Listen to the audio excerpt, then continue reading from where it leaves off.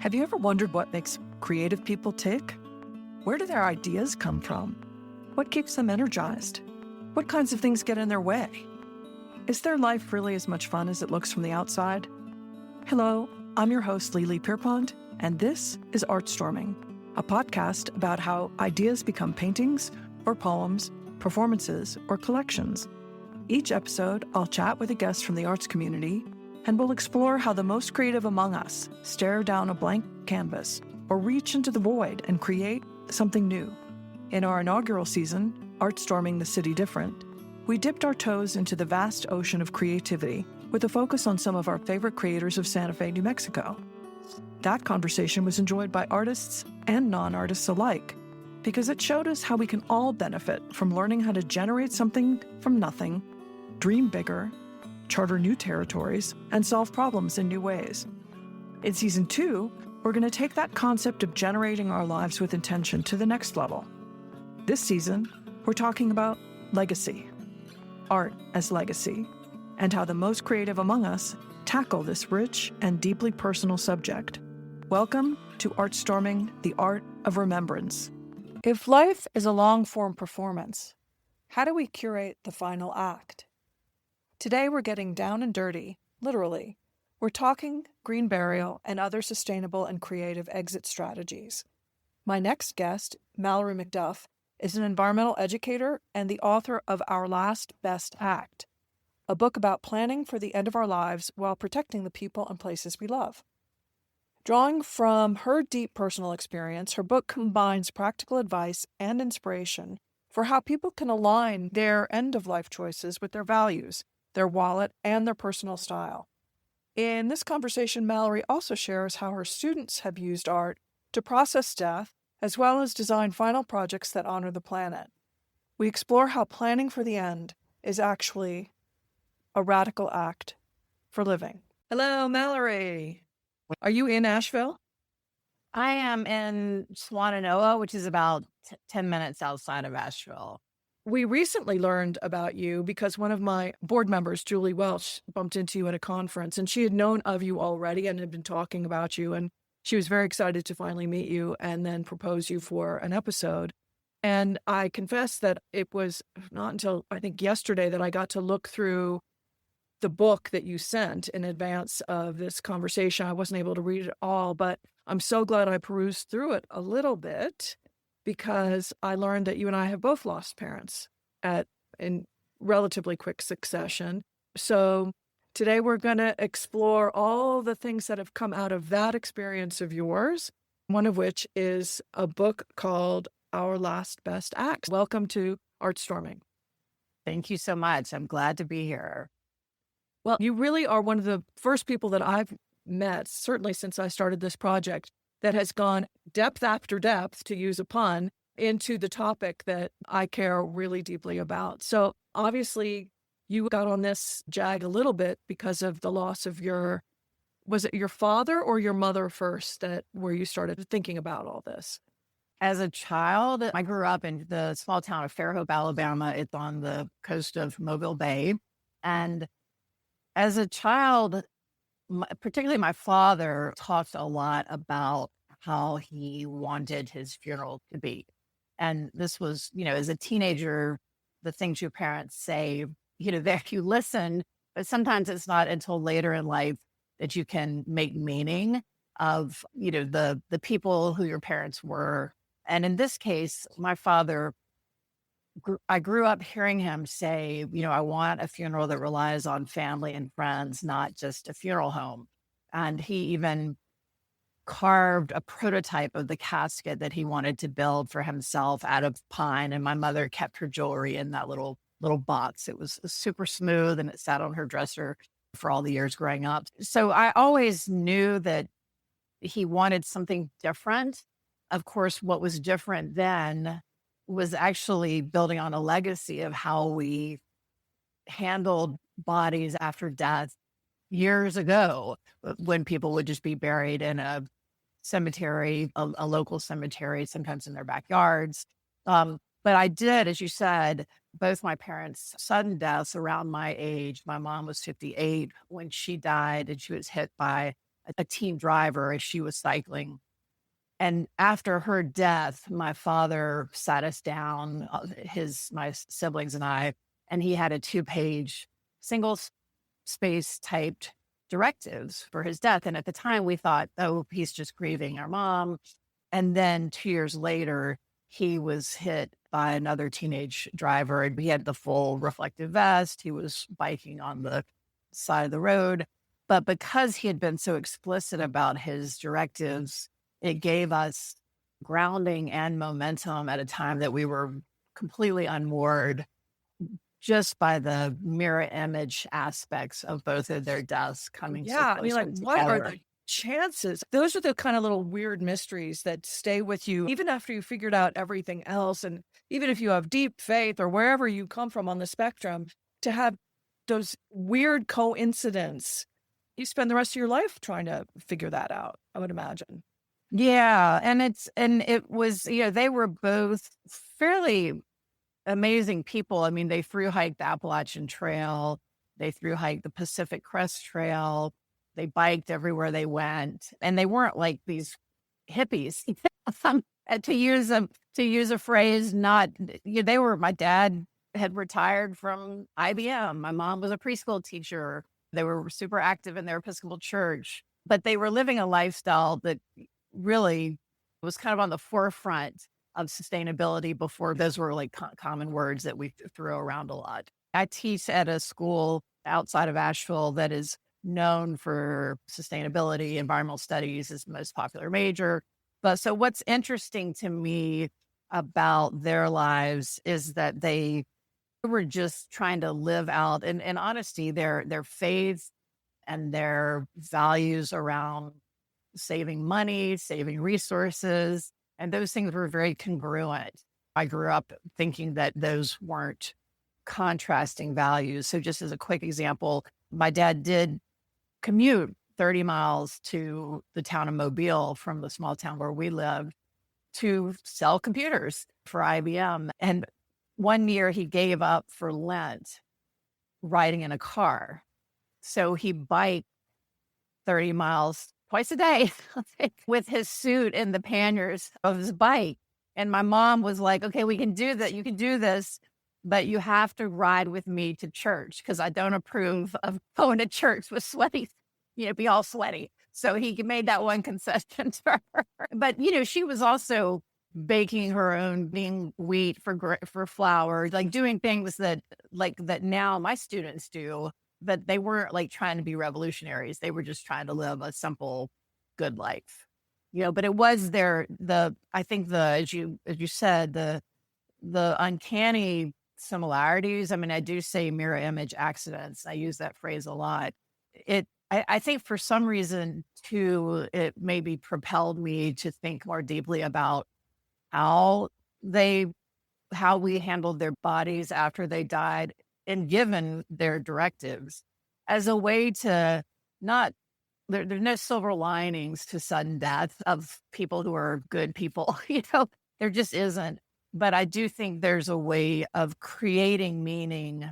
And for me, it was really starting to investigate, wait, what are the resources out there for sustainable end of life planning that I don't even know about? And my final wishes, I had said I wanted to flame cremation. It was the cheapest alternative. I'm a single mom with 2 kids. I'm always thinking about finances. So I had just everybody I knew, flame cremation was the choice they made for all the reasons that are very good reasons. But as I started to do more research into alternatives to conventional burial and flame cremation, this whole other world just revealed itself of people who are working in this field to help people align their values in life with their end of life plans. And it just became kind of like when people discover, I don't know, mushrooms or fungi, or, it's like, oh my God, the roots of trees. For me, it was like, there's this whole world and all these amazing people. And so my story really became an entry point for me to write about all these amazing people and these alternatives and the choices that we have that I didn't know about before this research.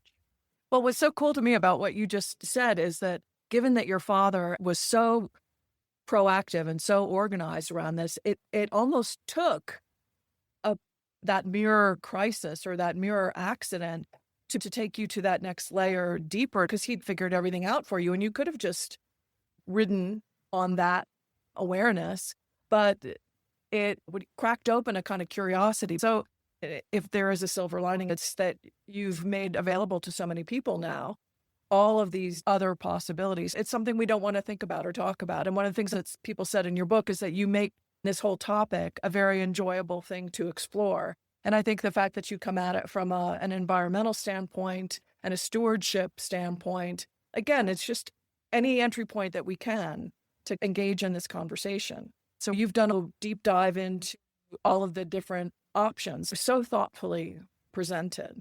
So thank you for the work that you've done around all this. And how do your girls feel about it? Well, in the book, it's funny, I do a lot of public speaking around final wishes, and often I'll talk about it as matters of life, death, and earth.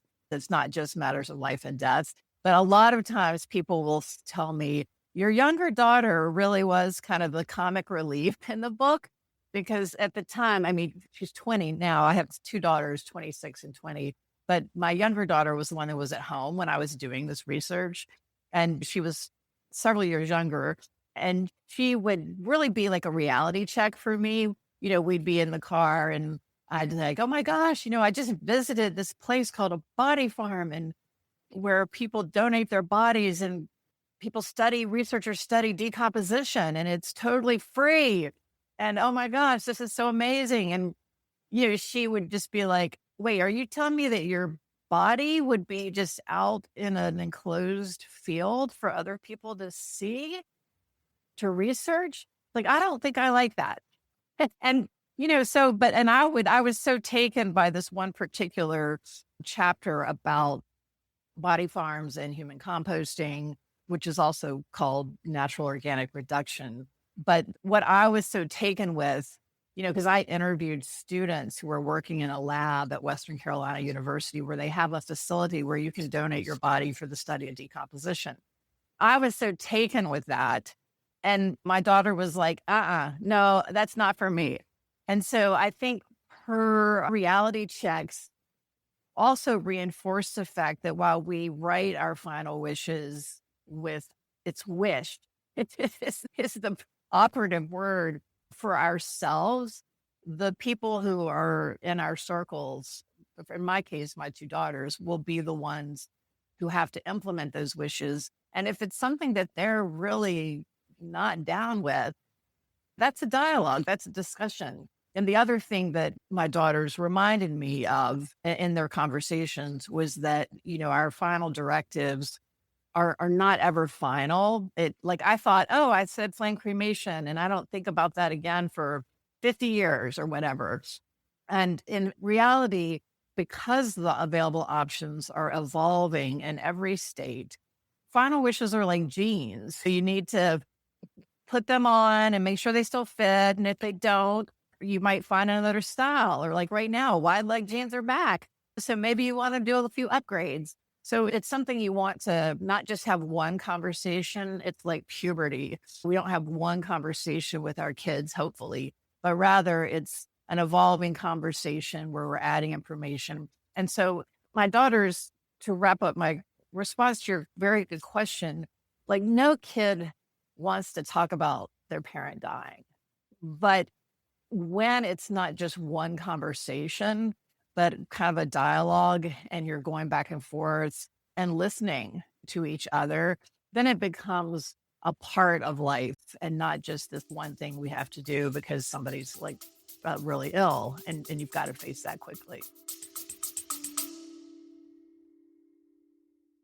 I want to take another minute to remind you listeners that ArtStorming is a listener-supported nonprofit, and we need your help to keep the conversation going. Every dollar goes directly into programs that support our mission. That means more compelling stories, more in-depth articles, and a greater impact on our community. If you love what you hear, please consider making a contribution. Visit our website for more ways to engage, and thank you for being an essential part of our work. Yeah, it's a strange analogy maybe to think about, but when I think of all of the tools that are available to us now, as you said, with all these emerging technologies and ways to exit, they're like tools in an artist's toolkit. And at the end of your days, have to decide what art form are you going to make in what medium, and have none of the skill sets and none of the supplies, and not suddenly have to be making that decision. Nobody would ever ask you to do that, but yet that's basically what we're faced with when we end our lives. Is there 42 ways to dispose of the body, or just say hypothetically, and you've got to pick one at a time when you're absolutely incapacitated if it's happened suddenly, as it was in my case. Both my parents died unexpectedly. My father maybe slightly more expectedly, but certainly he was sick, but it wasn't a foregone conclusion that he was going to die. In fact, I was told he was coming back from where he was in Oklahoma in the hospital and coming back to New York, and I was getting his apartment ready for his return. What they didn't tell me, because they thought they were shielding me, was that he wanted to die in New York. He had AIDS and he knew he was going to die, but he didn't want to die in Oklahoma. He wanted to be back in the city, and he didn't make it back. So that was hard. And then, so that there was all of that end of life, and he was only 50. And I was only in my early 20s, and it was on me to figure everything out. Cut to 9 years later, my mom was killed in a skydiving accident. Well, certainly nobody expects that to happen. And so again, it was just all of this, and nobody had planned for anything. I mean, there'd been some financial plans, and in the case of my father, he died intestate. So there were no financial plans, no nothing. I mean, just zero. In my mother's case, there was at least sort of a family partnership, but to address some of the finances. But again, that paled in comparison to what's necessary to completely metabolize, if you will, a loss of that magnitude. So my curiosity is that you had the benefit of your father kind of proactively talking about this. It was sort of in the background, as you said, in your childhood. And because of the research that you were doing, you introduced it to the concept to your daughter. So it's sort of been in the ethers for them too. But based on your research, what would you say is a good time to introduce a family conversation about this, given that already we don't already have it as a part of our culture? It's something that we're sort of introducing potentially for new generations as a tradition. Sure. Well, first, I just want to say thanks for sharing the details of your parents' deaths. Those are two very radically different and yet both pull the rug underneath your feet kind of deaths. Yeah. And so that's really, really hard. And I think the stories about your parents just illustrate too the diversity of ways we live our lives, and there's some diversity of ways that we end our lives. And oftentimes, at least for me, in talking to groups about this topic, this is like the one thing we don't control usually is how we die. And as you said, the preparation, it makes it easier for the people who are still alive to feel grounded in one of the most unmoored times of their lives. And so the question of when is too early or when is the right time to talk about death, I don't think there's an age that's not age appropriate for children. Pets die, that's a really opportune time to talk about life and death with children. And the irony of it all is that we have more humane ways of ending the lives of our pets, as that most people know, than of our human friends and family members. And so I think that's like a opportune time to model having family involved and to be able to open that conversation. And again, I don't think it has to be this like big, heavy conversation too. It can just be, talking about relatives and how they died. And I think also taking children to funerals, if you have the opportunity. I think so many children, I think in the US at least, or even adults, I think it's like, I've had some friends who've like had children and they've said, oh my gosh, I've only held a baby a couple of times.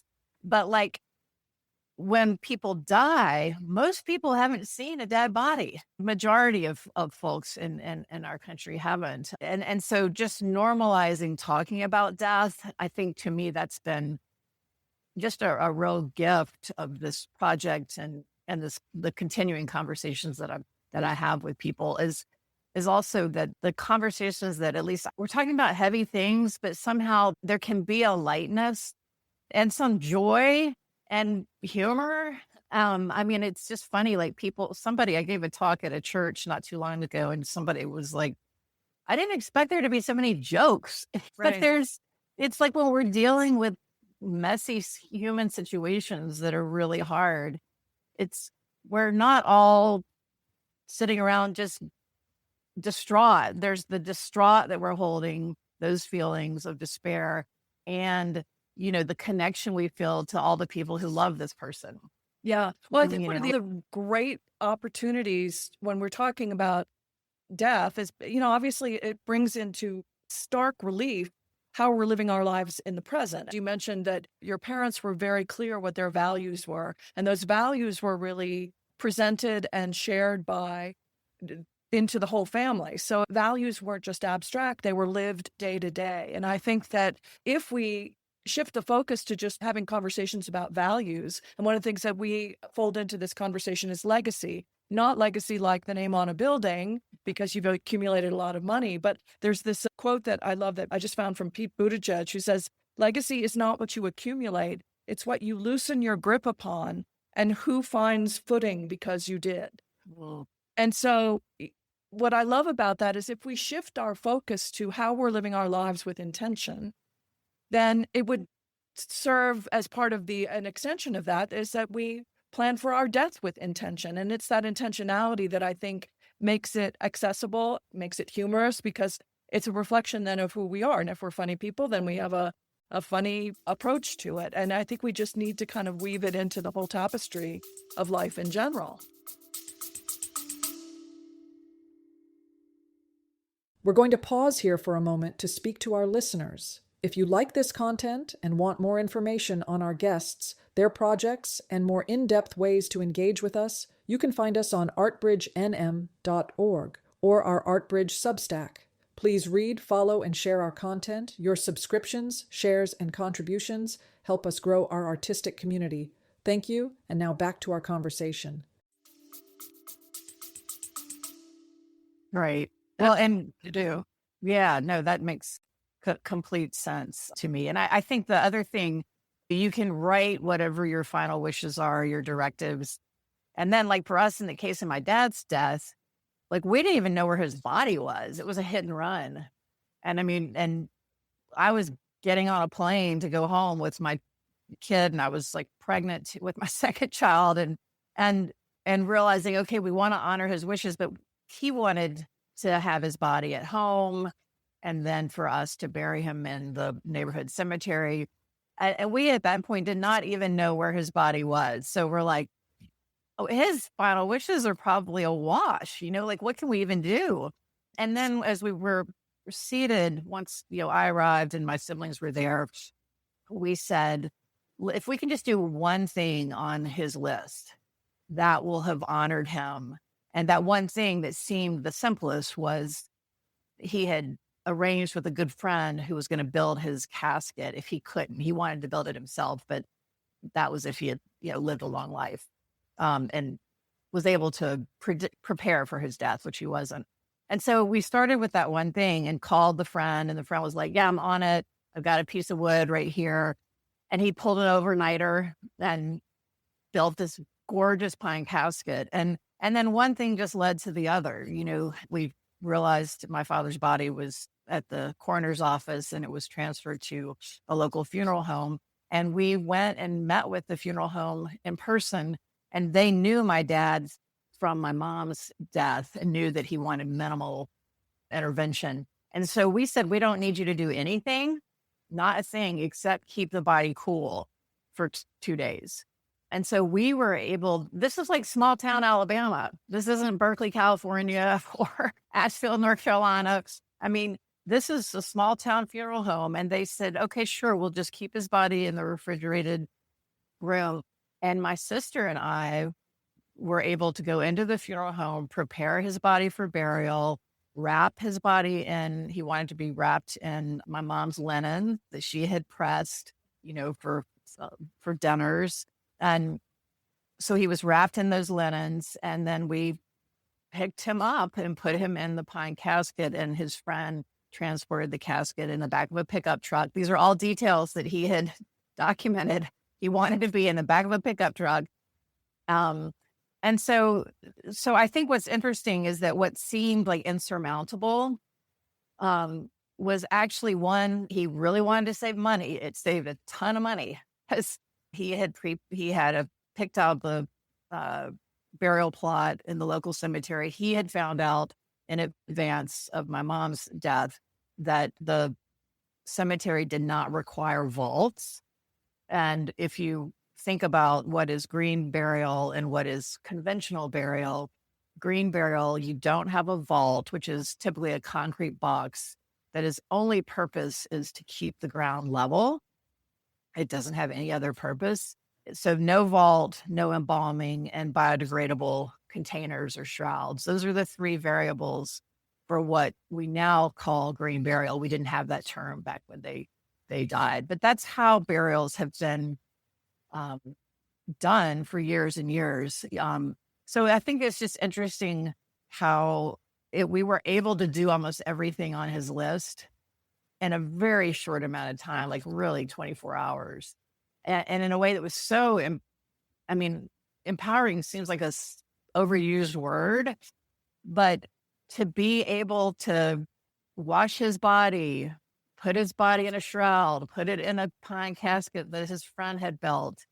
These aren't things that people do very much, but they're accessible to all of us on some level. And my book is not just about green burial, which was my experience with my father, but really about so many other options that we do have. But yeah, just a little bit of detail about that. Well, no, that's so cool because we think about this whole process of life, and we now know doulas for birth are now popular, and now there's a whole category of death doulas, which are preparation for that stage of life into death. And what I love about what I learned in what brief interaction I had with your book is that I didn't understand, or hadn't thought about it. And I come from a greeny weeny background as much as anybody, but that the embalming process and how polluting that is for the ground, and that it's not required by law that a body be stuffed with formaldehyde before you inter it, if you go that route.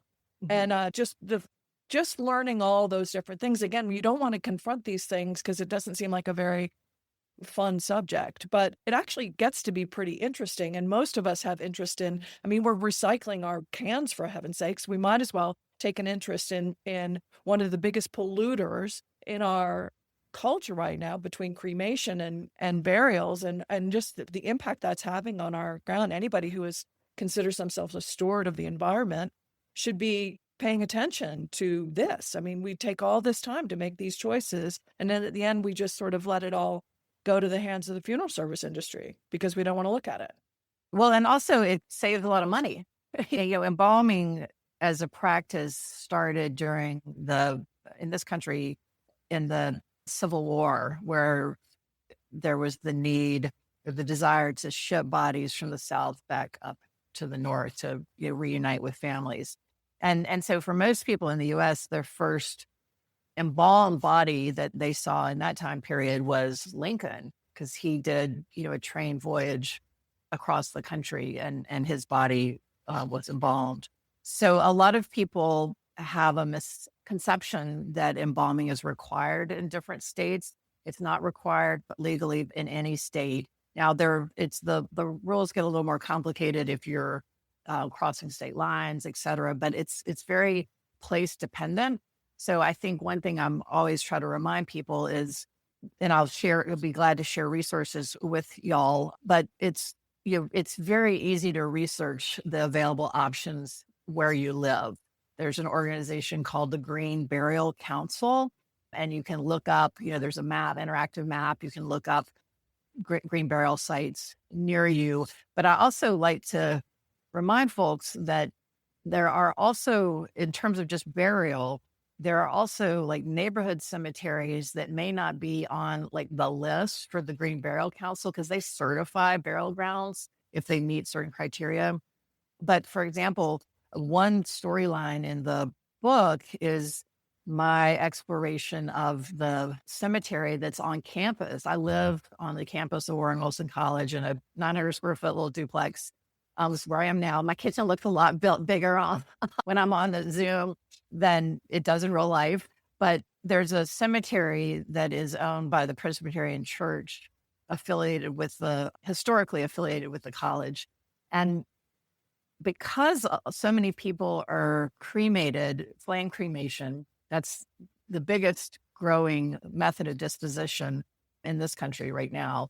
They really had not done very many full body burials. And the pastor connected to the cemetery at the time did not realize that the contract for the cemetery required vaults. And this is like, when people hear Warren Wilson College in this region, they think about sustainability. So this was a really interesting discovery on my part, at least.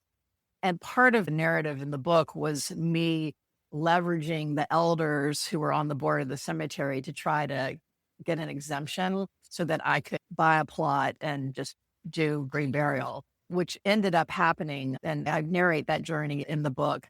But I think the interesting thing is that there may be more options for green burial than you even know about.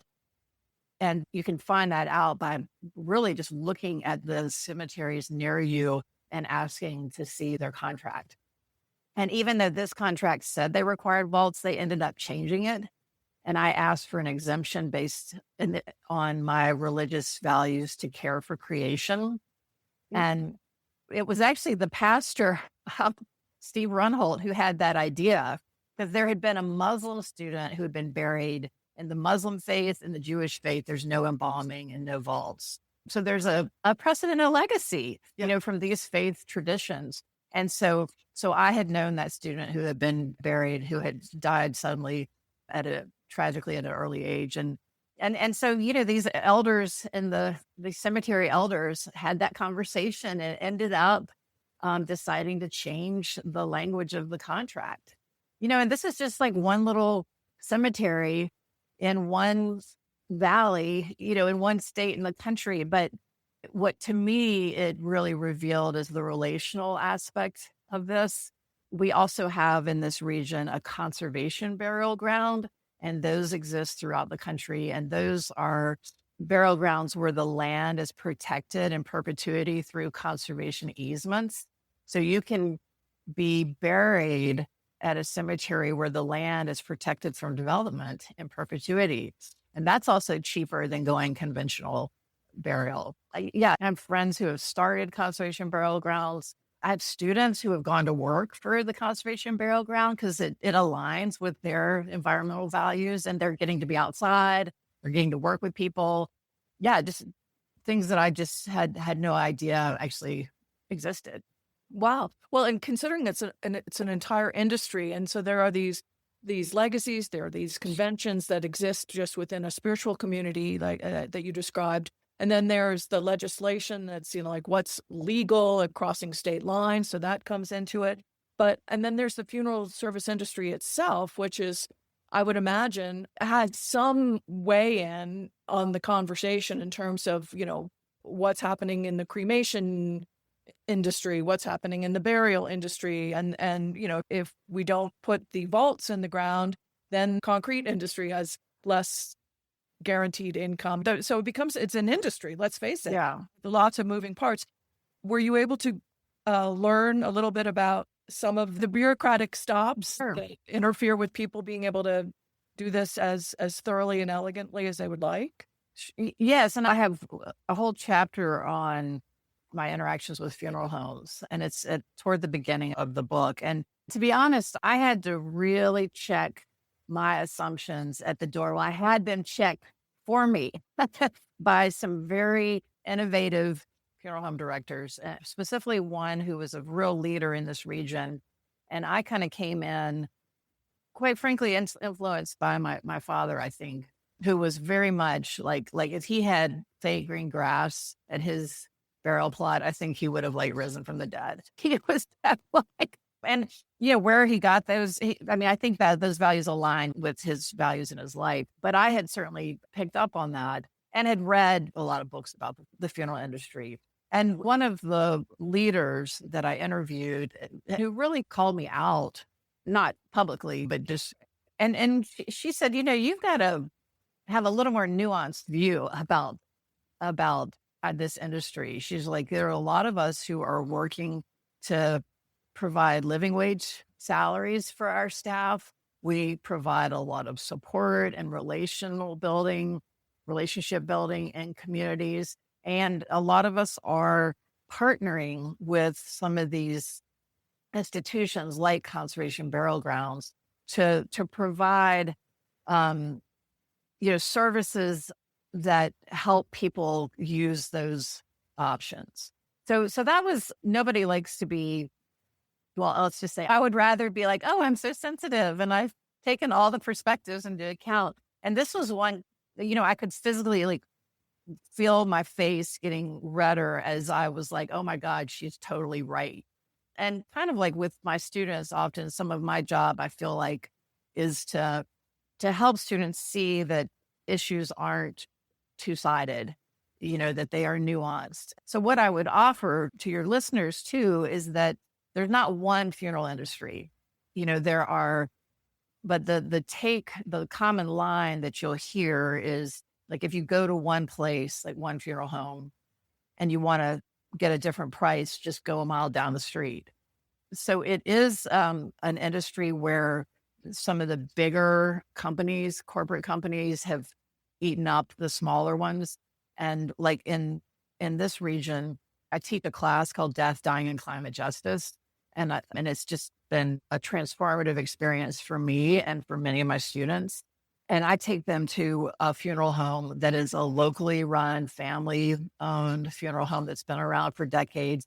And the owners are working closely with the conservation burial ground to provide reduced costs, because they're basically just keeping the body cool and then taking it to the conservation burial ground.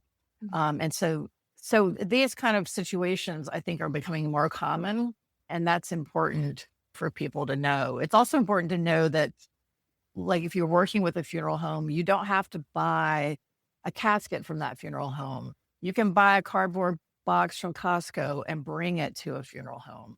You don't have to take a body to a funeral home. You can leave a body at home, and there's support for how do you deal with the paperwork. So I think just that the bottom line to me is all that research is so much easier to do when you're not like, grieving. oh, yeah. And like, okay, 100 family members are coming into town. Where are they going to stay? What are they going to eat? So it's something that you can start to research in the here and now.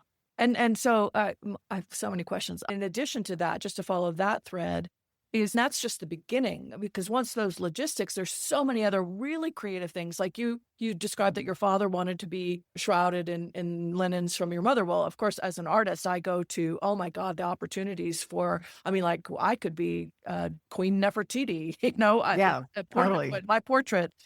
Even just funeral masks and this whole idea of so many different cultural and global traditions that have played into what you could do that would be an expression of how you do your life. I have been an interior designer. I curated my art collection.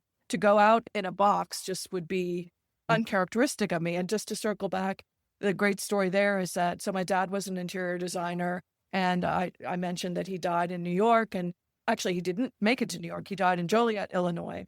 And we went to the funeral service place there, and he had died of AIDS. So cremation was just a given because they were so freaked out about everything.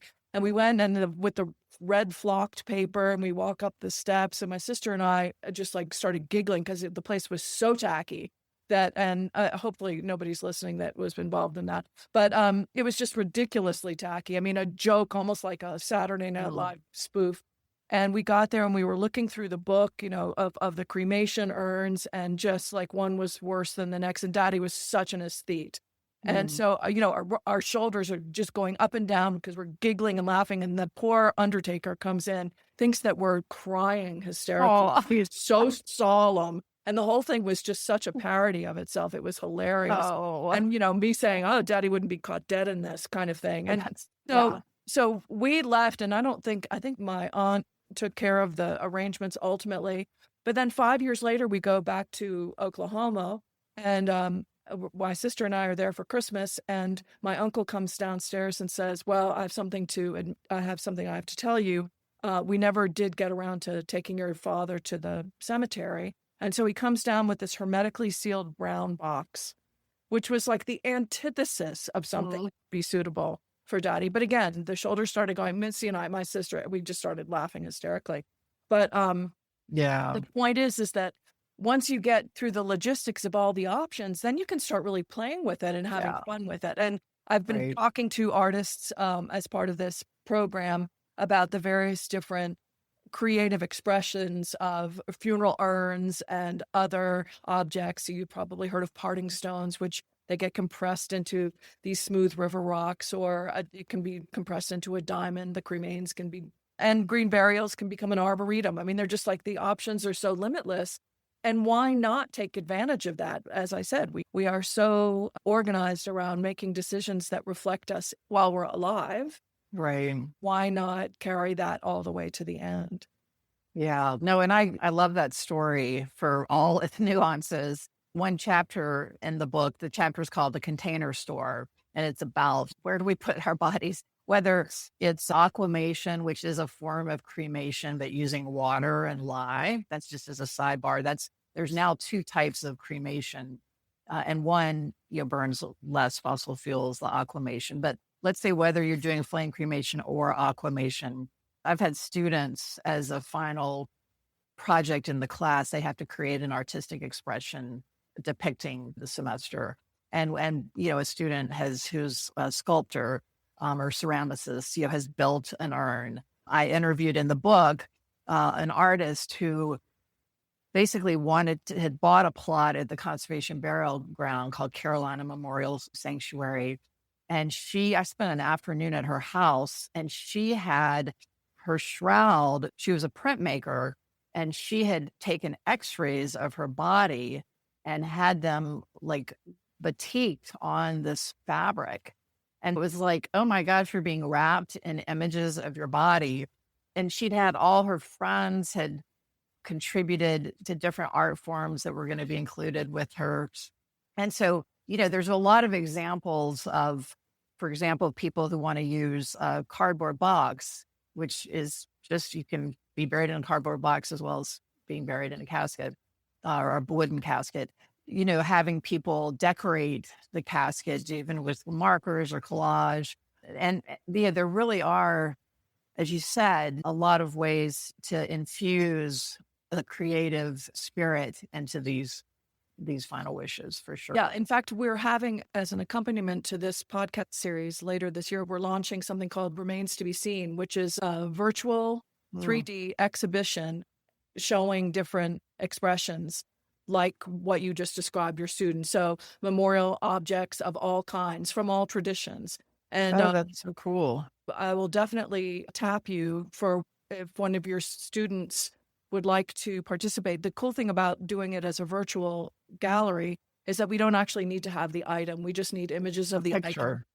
And we're going to be giving people a technology that allows them to take photographs from every direction, so somebody can literally physically walk around the object in the virtual gallery. And so hopefully that will be, we're looking at targeting a second quarter, so about March, April time. Oh, that's wonderful. Yeah, I had a student 2 years ago. I've only taught this class twice. And I've been teaching for environmental education for 25 years, which is longer than most of my students have been alive, which is kind of crazy. But I don't think at that juncture in my career, I thought, oh, I'm going to teach this class and it's going to be more exciting and transformative and humbling than anything I've ever taught. And that's always a good experience, right? Because you're like, oh, and it really was, it's the content that became the character.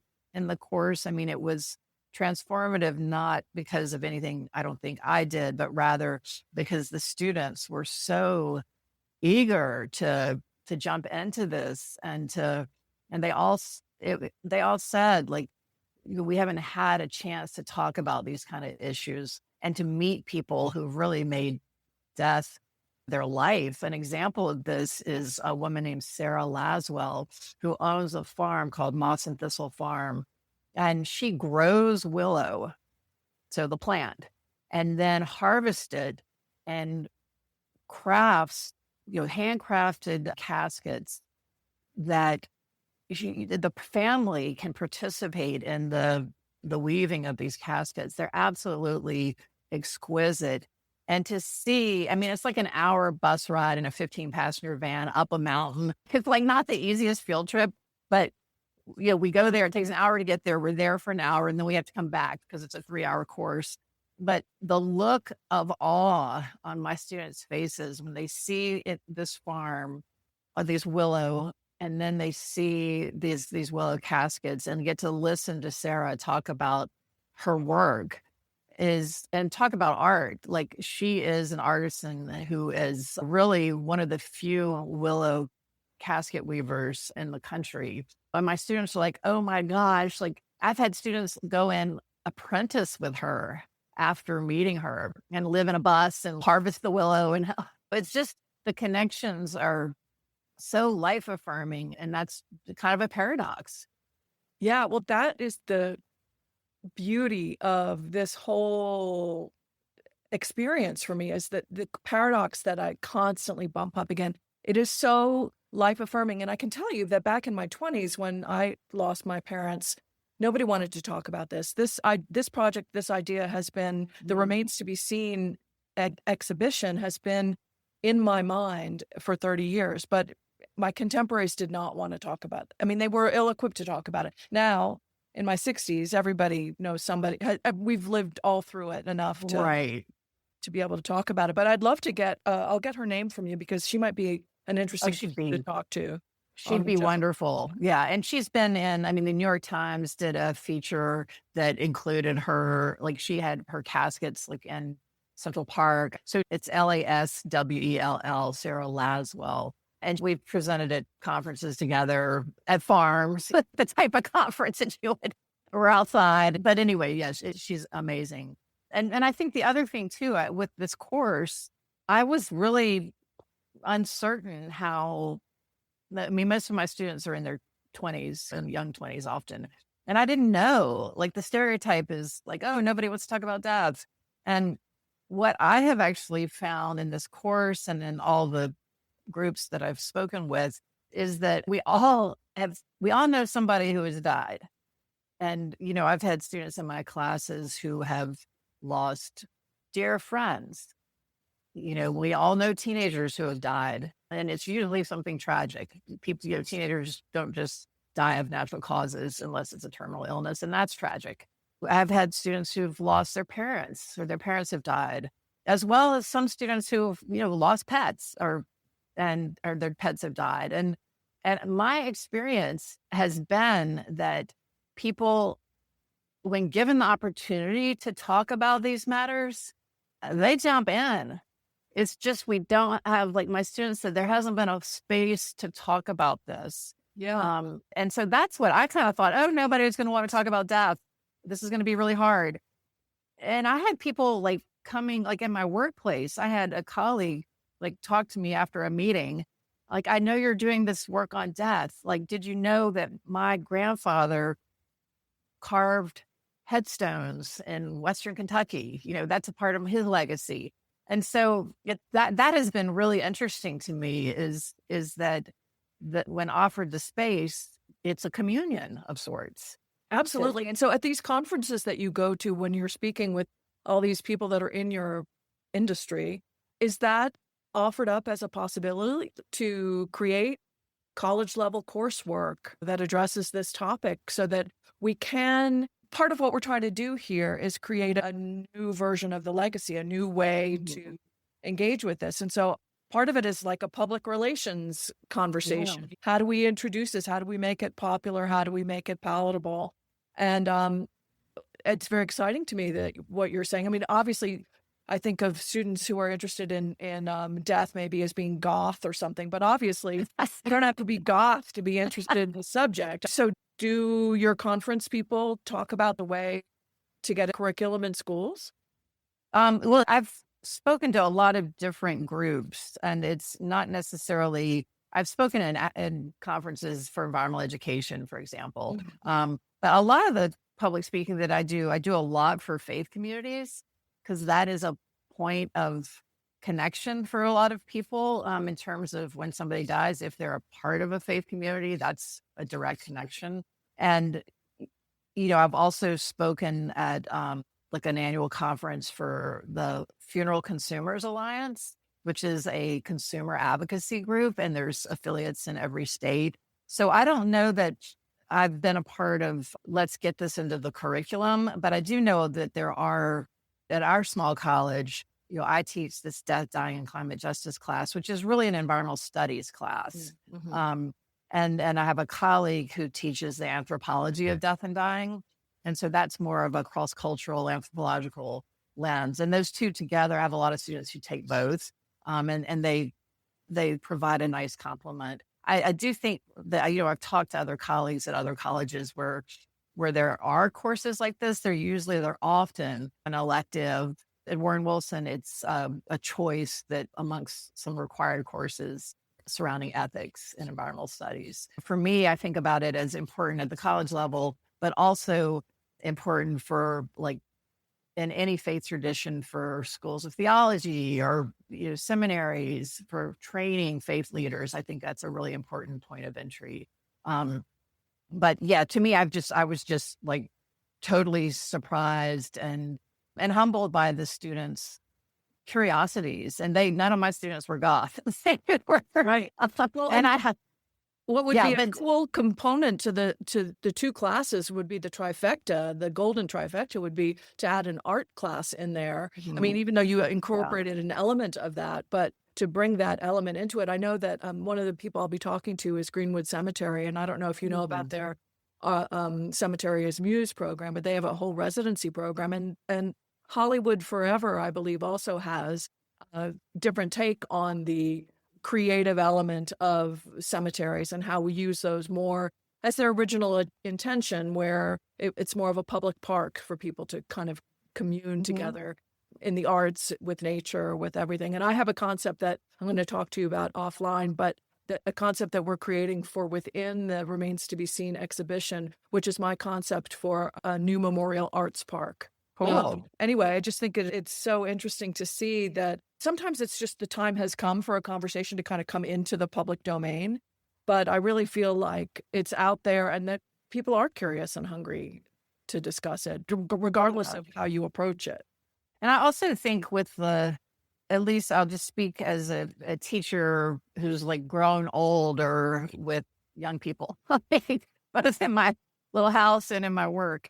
There is such a sense for anybody who has any leanings of like, oh, I actually want this earth to be protected for those who come after me, for those who are living now. There is a sense of real overwhelm, particularly in the political moment we're in right now in this country. What can I do? And I feel like my job as an educator is to like mine the depths of my soul so that I show up, vulnerable, but also committed to the fact that collective action can make a difference. And we have to wake up and be present. Not every single day, but that's like our job. If we're feeling a little down about the state of the world, let's lean on a friend, get through that day, and then we might be the ones to stand up the next day. And what I've found with this topic is that one of the reasons I think it's so empowering for students is that it's one thing we can do. Like nobody else is going to plan the end of our lives for us. Nobody. And except if we die without a plan, it becomes a royal pain in the neck. So there is this sense of, okay, this is not going to solve the climate crisis, but it is a collective cultural shift that allows people agency and it allows people to make a real difference. And I equate it also with the shifts in birth. When my mom had me, she was under general anesthesia in 1966. I mean, out Mm-hmm. for the birth. Then that just is shocking to like my daughters. Whereas one generation later, I was able to have 2 births without any anesthesia and or anything but natural birth. And that's one generation Mm-hmm. that shift happened. And that I think is a similar shift that's happening right now. And I will say, just I know y'all are based in New Mexico. There's a company called Earth Funeral that provides for what's called human composting. They call it on their website soil transformation, but essentially it is human composting. And that is legal now in 13 states, and there's 10 additional states who've introduced legislation, as well as aquamation, which I mentioned earlier, and that's available in half the states.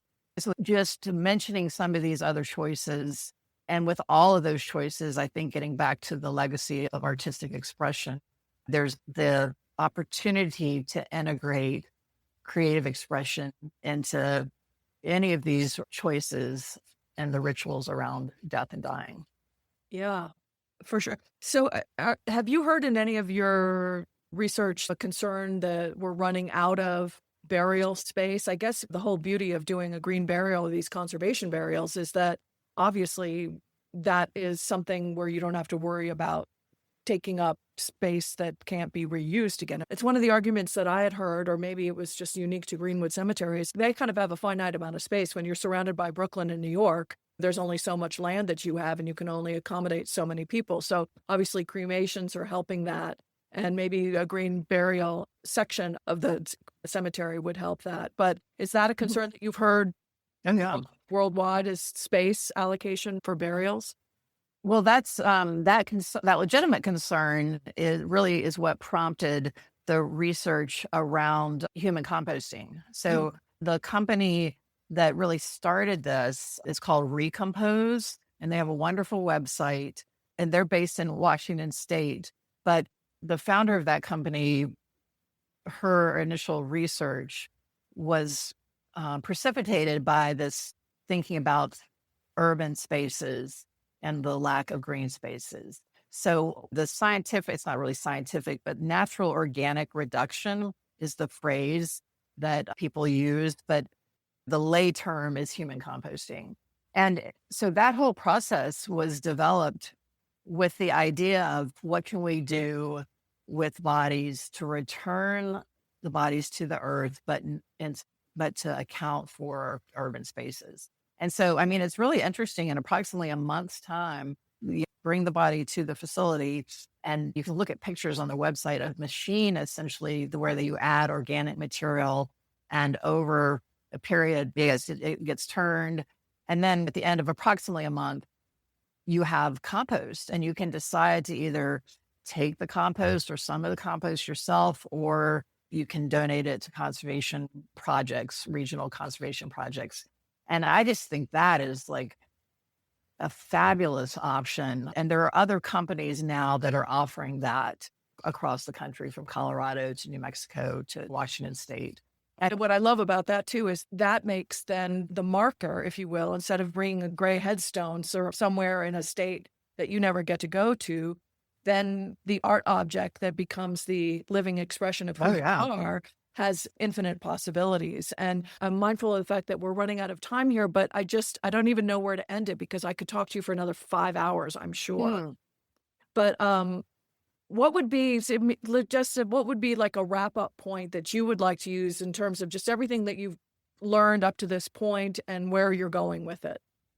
Sure. Well, I have like a 4-sentence conclusion to my book that kind of wraps things up for me. Could I just read that?